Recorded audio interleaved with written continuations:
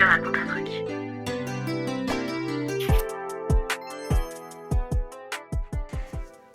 Hello, j'espère que tu vas bien, que tu es prête à rayonner. Aujourd'hui, on se retrouve pour un tout nouvel épisode de podcast. Et comme tu peux le voir, on se retrouve dans mon ancien décor, tout simplement ma chambre et mon lit, pour un épisode tout particulier. Aujourd'hui, on va dire ciao à cette année 2025. On va donc se faire un petit récapitulatif de tout ce qui s'est passé. Je vous parle comme d'habitude sans filtre, je vous dis tout.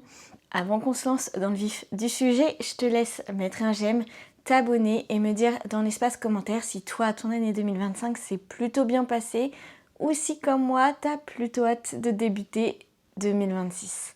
Allez, c'est parti, on se lance. Alors voilà, avant que je te fasse le récapitulatif de tout ce qui s'est passé pour moi cette année, je voulais te dire pourquoi je veux dire ciao à cette année 2025. Honnêtement, j'ai commencé l'année en me disant que ce serait mon année, que ça allait être cool, que j'allais vivre plein de belles choses, etc.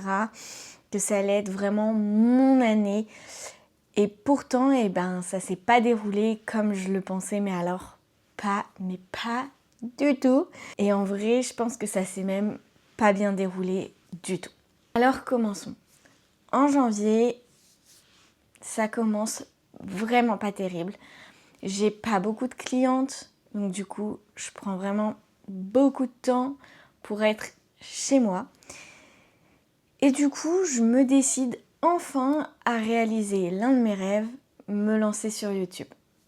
Je réfléchis donc pendant tout le mois de janvier sur ma DA, sur ce que j'allais proposer, sur ce que j'allais faire. Donc à ce moment-là, je sais pas trop tout ce que je vais faire, juste je sais que je vais me lancer sur un podcast sur le développement personnel parce qu'à ce moment-là, je me lance en fait dans le développement personnel, en tout cas sur mon parcours de développement personnel parce qu'à ce moment-là, j'ai vraiment un énorme coup de mou dans ma vie. Je suis à bout, je sais pas qui je suis triste. Enfin bref, je suis complètement perdue. Donc quand je me lance, je me dis que je vais faire un podcast sur le développement personnel pour aider les personnes qui, comme moi, ne savent pas par où passer et auraient besoin d'une amie ou grande sœur qui pourrait les rassurer dans ce qui se passe dans leur vie. À ce moment-là, pendant tout le mois de janvier, je m'occupe de ma DA, de mon logo, de tout ce que je veux. Je sais que ça va s'appeler les confessions d'une Normande. J'aime le vert, donc je veux mettre du vert. J'ai envie que ce soit chill, de faire ça de mon lit, en pyjama, etc. Enfin bref, toute la DA de la saison 1 se construit jusqu'à avoir les premiers scripts et tout ce que j'ai envie de dire un petit peu dans ce podcast. En février, du coup, je suis carrément reboostée à bloc. Clairement, le début de mon développement personnel m'aide beaucoup, donc je suis complètement reboostée. Je poste enfin mes premiers podcasts. J'ai pas énormément de retours, mais ça, c'est le début, c'est normal. Et j'ai une vingtaine d'abonnés, je crois, à ce moment-là, c'est déjà énorme pour moi. Donc, je vais vraiment un peu mieux psychologiquement. Je commence à poster mes premières vidéos, mes premiers podcasts. Au moment où je les poste, j'ai pas vraiment totalement confiance en ce que je mets. Je suis alignée mais sans être plus alignée que ça. Enfin bref, ça reste un petit peu un capharnaüm. Mais c'est le début, je me prends pas trop la tête, même si j'angoisse un petit peu, même si je veux bien faire, etc. En parallèle de ça, durant ce mois de février, ma maman entre à l'hôpital.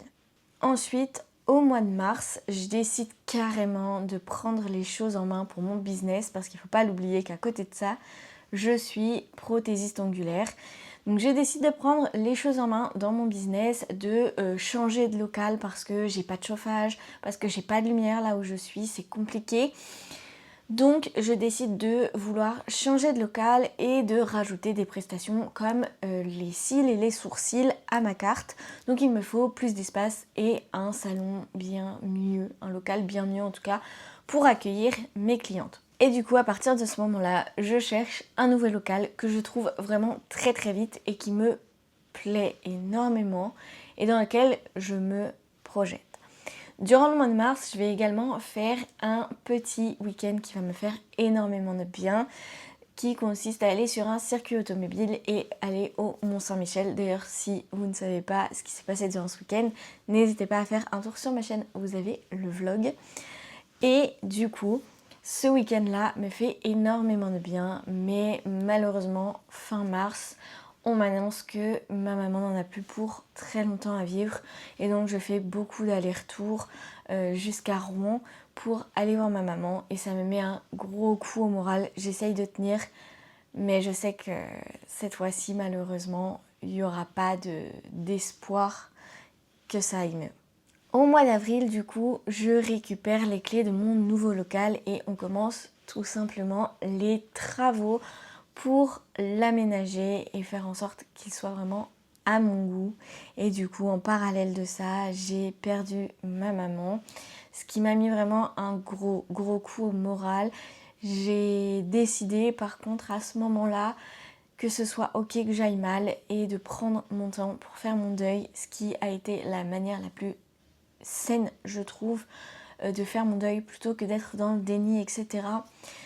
Je trouve que j'ai plutôt bien fait mon deuil et ça c'était vraiment cool parce que du coup je me suis juste laissée ressentir mes émotions à l'instant T. Si j'étais triste, et ben je pleurais.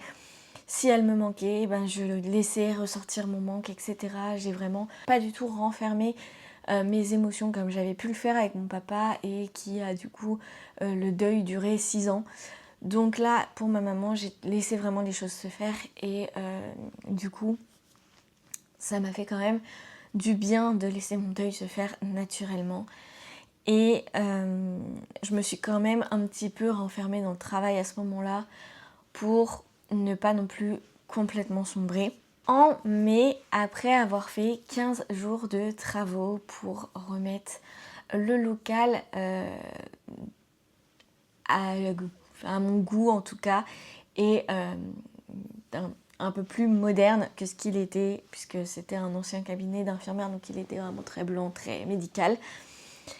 J'ai enfin pu m'y installer début mai. Je fais également un autre week-end qui me change énormément les idées, pareil sur un circuit automobile et également dans un parc animalier. Ça me fait vraiment du bien. C'est pas moi qui pilote les voitures encore pour l'instant, mais au moins je vois, je participe, ça me coupe de mon quotidien, ça me coupe de mes pensées, ça me fait énormément de bien. À ce moment-là, je commence un peu à m'intéresser à tout ce qui est monoplace, chose que je n'avais jamais faite depuis des années parce que ça m'irritait. C'était en fait pour moi, tout ce qui était Formule 1, c'était égal à l'alcoolisme de mon papa. Donc pendant des années, je ne supportais pas ça. Puis un jour, avec justement le week-end qu'on avait passé sur le circuit pour la monoplace, donc mon chéri avait eu un stage de F4 que je lui avais offert à Noël. Et en fait, suite à ce stage-là, j'ai commencé un petit peu à m'intéresser à la Formule 1 également, parce que j'avais vraiment bien aimé regarder. Et donc, à ce moment-là, je commence à me renseigner un petit peu sur la Formule 1 pendant le Grand Prix de Miami et je décide de regarder le Grand Prix de Monaco fin mai et de là débarque carrément ma passion pour la Formule 1. Je m'arrête plus, je pose plein de questions, je cherche à comprendre le sport, ça me plaît énormément. Et là, je décide de plus m'arrêter et de regarder tous les Grands Prix. Et honnêtement, franchement, après avoir détesté pendant des années, ça m'a fait vraiment beaucoup de bien de découvrir ce sport par moi-même. Et vraiment, c'est un gros kiff pour moi. D'ailleurs, j'ai regardé tous les Grands Prix derrière, y compris les séances de qualif et y compris les séances d'essai. Voilà. En juin, je commence à avoir de plus en plus de rendez-vous. C'est beaucoup plus qu'avant là où j'étais. Je commence à sortir des tout petits salaires, faut pas abuser, mais des tout petits salaires quand même. Et je commence vraiment à bien bosser, à me faire un peu connaître dans le nouvel emplacement géographique où je suis, même si c'est qu'à 5 minutes de mon ancien emplacement. Mais ça commence de plus en plus à se faire connaître et c'est plutôt cool. mis à part ça, pas grand chose sur le mois de juin. Au mois de juillet, je bosse énormément et je suis très fatiguée. À ce moment-là, commence à se faire ressentir mon besoin de vacances. Ça commence à être de plus en plus énorme et à grandir en moi. En parallèle de ça, par contre, je n'ai plus danse puisque l'année s'est terminée. Et j'ai du coup commencé à faire de la danse chez moi en créant des chorés tous les jours, tous les soirs, une petite heure de danse. Et j'ai perdu du coup 5 kilos. Ça vraiment, c'était tout bénef. Ça m'a fait vraiment beaucoup de bien. En août, je suis toujours pas complète, mais par contre, j'ai énormément de travail. Je bosse beaucoup. Ce qui fait que ce soit en juillet ou en août, j'arrive à me tirer un peu moins que le SMIC, mais j'arrive à me tirer un petit peu de salaire. Et ça, franchement, c'est hyper rassurant. Ça me fait du bien. J'arrive à souffler un peu et à ne plus me prendre la tête sur l'argent, en tout cas à ce moment-là. J'essaye quand même sur le côté de faire quelques sorties à la plage pour ne vraiment pas sombrer, puisque comme je vous le dis, je commence à ressentir énormément le besoin de vacances, sachant que les dernières vacances que j'avais eues, je les avais prises en 2022, une semaine pour être restée chez moi. C'était pas vraiment des vacances, donc autant vous dire que mes vraies vacances remontent à très très longtemps.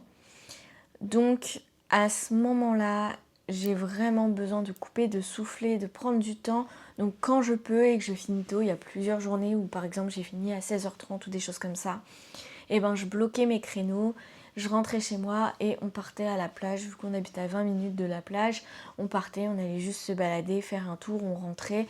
Voilà, mais ça me faisait du bien de sortir un petit peu. Sachant que retenez bien que je ne suis pas sortie au soleil depuis l'année 2022. C'est important pour la suite.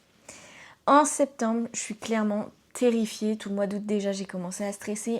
En septembre, je suis complètement terrifiée du chiffre d'affaires que je vais faire.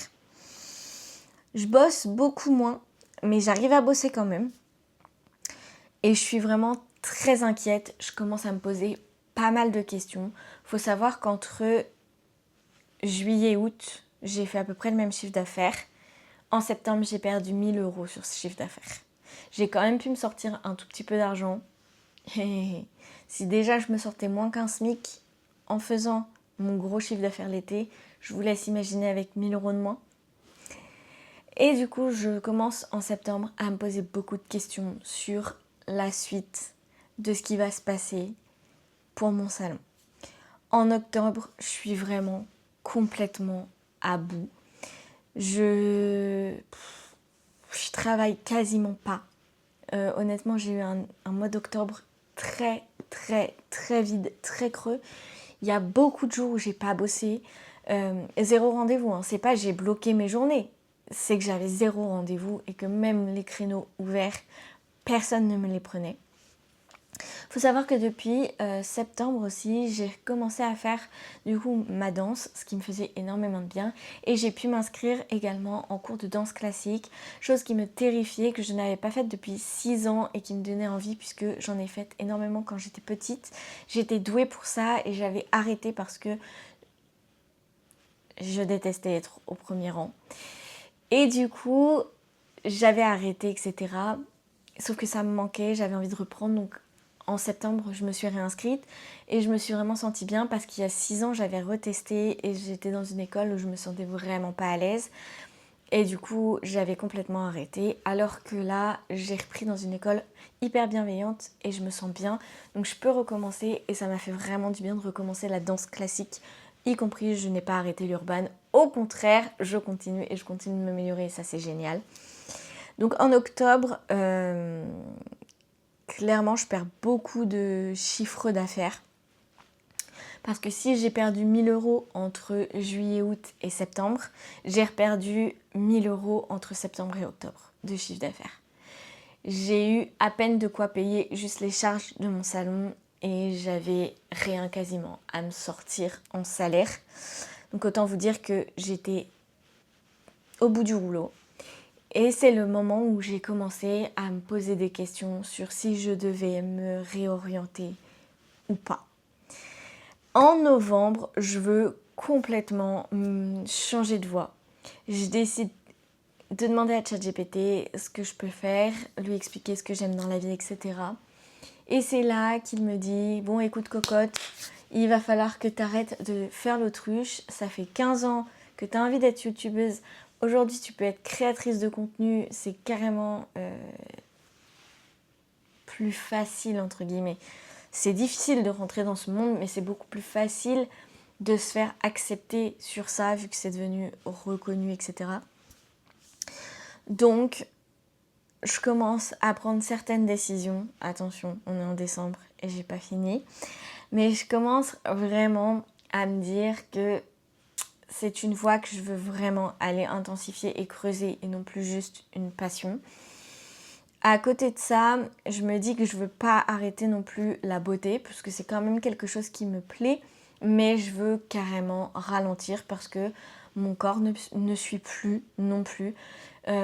J'ai beaucoup de douleurs dans les poignets puisque j'ai des kystes, j'ai des douleurs dans le coude, j'ai des douleurs dans mon dos, j'ai des difficultés à conduire les 20 minutes qui me séparent de mon travail. Surtout le soir quand je rentre où je suis fatiguée parce que en décembre je fais enfin une prise de sang, un peu bilan de santé pour savoir pourquoi je suis autant fatiguée et on découvre que j'ai une énorme carence en vitamine D. Je vous disais que j'étais pas sortie depuis 2022 et ben en fait ne pas sortir pendant 3 ans m'a créé une énorme carence. Et aujourd'hui, ces carences me font faire des malaises, me créent une fatigue très intense, ce qui fait que j'ai du mal à faire beaucoup de choses dans la vie puisque je suis extrêmement fatiguée. Donc, je décide à partir de ce moment-là de me dire que mon contrat de location de mon salon s'arrête en avril 2026. Je pense fermer du coup mon salon sur Caen, créer un studio privé chez moi et à domicile et me consacrer également sur le côté à la création de contenu, beaucoup plus que juste une passion. Donc comme ça, pour allier les deux et ne pas non plus arrêter totalement de faire de la beauté. À côté de ça, je prends enfin une semaine de vacances qui me font du bien, mais c'est clairement beaucoup trop court. Et pendant ces 2 semaines de vacances, on a 2 jours où on va en famille à Disney et honnêtement ça me fait un grand bien, ça me coupe, ça me fait souffler. J'ai adoré, c'était pas assez long bien évidemment, mais ça me conforte dans l'idée que ce que je veux dans la vie, c'est clairement avoir du temps, vivre des expériences et ne pas me prendre la tête pour plein de choses. Enfin bref, ça, si tu veux le savoir, je te laisse regarder ma vidéo « Un jour je deviendrai riche », tu comprendras tout beaucoup mieux. En décembre, je pensais que mon salon allait repartir en termes de chiffre d'affaires, etc. Et je vous avoue que je suis extrêmement déçue. J'ai fait un peu moins que le mois de septembre alors qu'on est en période de fête et qu'habituellement les périodes de fête c'est clairement le rush. Là, je me suis retrouvée à pas beaucoup travailler. Même les jours de rush, c'était plus trop tranquille, je vous avoue. Donc, franchement, c'est cool parce que ça m'a pas demandé trop d'énergie. Mais à côté de ça, le chiffre d'affaires est clairement naze. Bon, par contre, ça m'a fait du bien. Là, j'ai même pu prendre une pause de 5 jours pendant les fêtes de Noël, ce qui me fait vraiment énormément de bien. Mais à côté de ça, quand je retourne au travail, j'ai clairement envie de pleurer. Là, on est du coup le 27 décembre. On est un samedi. Je ne bosse pas du coup demain dimanche. Donc, jour où vous voyez cette vidéo, je reprends du coup le lundi. J'avais pas de rendez-vous du tout avant 1h30 du matin le 25 quand j'ai reçu la notification pendant la soirée de Noël ça m'a mis un gros coup au moral.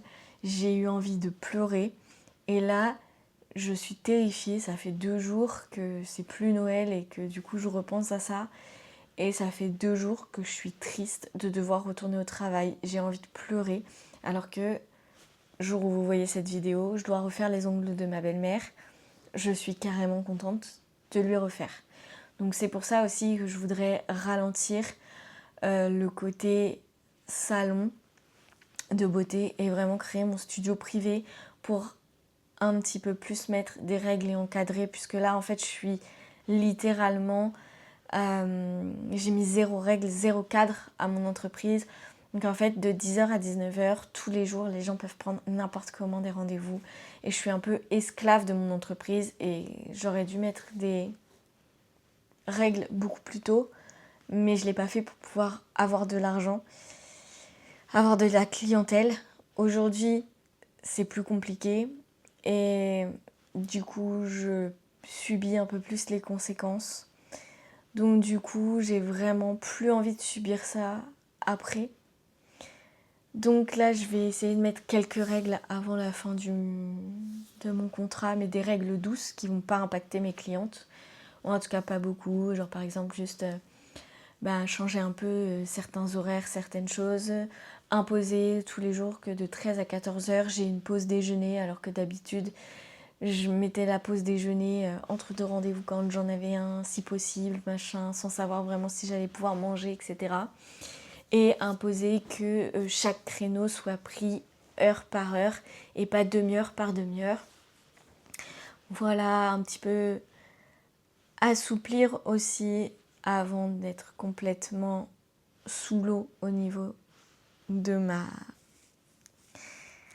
mon entreprise, tout simplement. En bref, j'ai passé une année à me perdre complètement, hein, on va pas se mentir. Je me suis pas sentie à ma place. Malgré beaucoup d'événements cool quand même qui se sont passés, j'ai pas eu une année totalement non plus pourrie, mais je l'ai pas kiffé comme je pensais la kiffer.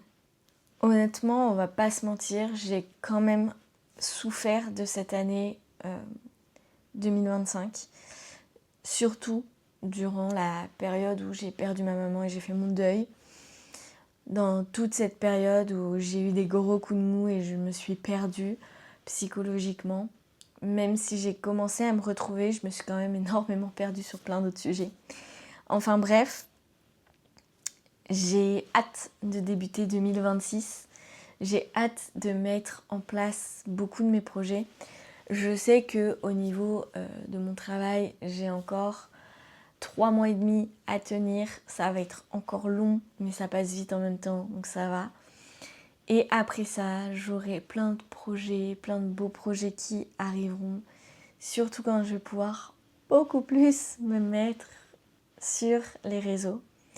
D'ailleurs, n'hésite pas à t'abonner et à mettre un j'aime sur cette vidéo parce que beaucoup de projets vont commencer à sortir là. Donc ça, c'est plutôt cool. Comme tu peux le voir en plus, la qualité vidéo et la qualité son n'ont plus rien à voir puisque pour Noël, j'ai eu une caméra avec laquelle je tourne et des jolis micros. Donc en plus de ça, tout va être beaucoup plus qualitatif et ça c'est génial. Donc pour résumer, mon année 2026 qui arrive, vous aurez beaucoup plus de 100% création de contenu pour moi. Un studio privé qui va me permettre de faire ce que j'aime, mais à petite dose et pas trop, à grosse dose. Je vais pouvoir un peu plus prendre du temps pour moi. Je vais également prioriser mon bien-être. Ça, c'est totalement ma résolution 2026. Et je vais également avoir la rentrée de mon fils en septembre à l'école. Et ça, je trouve ça dingue. Et du coup, je veux avoir beaucoup plus de temps pour lui également. En bref, j'ai hâte de débuter cette année 2026, de laisser derrière moi 2025 qui a été dur mais qui a permis quand même d'en apprendre beaucoup. J'espère que toi aussi tu as appris à me découvrir cette année et que tu fais partie maintenant de l'aventure. de ma chaîne, tout simplement, et de ma vie. D'ailleurs, on n'a aucun nom de communauté, donc si tu es jusque-là dans la vidéo, n'hésite pas à carrément me donner un nom pour notre communauté, parce que j'espère qu'en 2026, on continuera de grandir ensemble. En bref, si t'es pas encore abonné et que t'attends de voir du contenu de qualité sur le sport, le lifestyle, la beauté, le bien-être, n'hésite pas à t'abonner. J'ai pas parlé non plus. Sport, mais nourriture également. Donc abonne-toi, n'hésite pas à mettre un j'aime parce que c'est quand même cool de soutenir.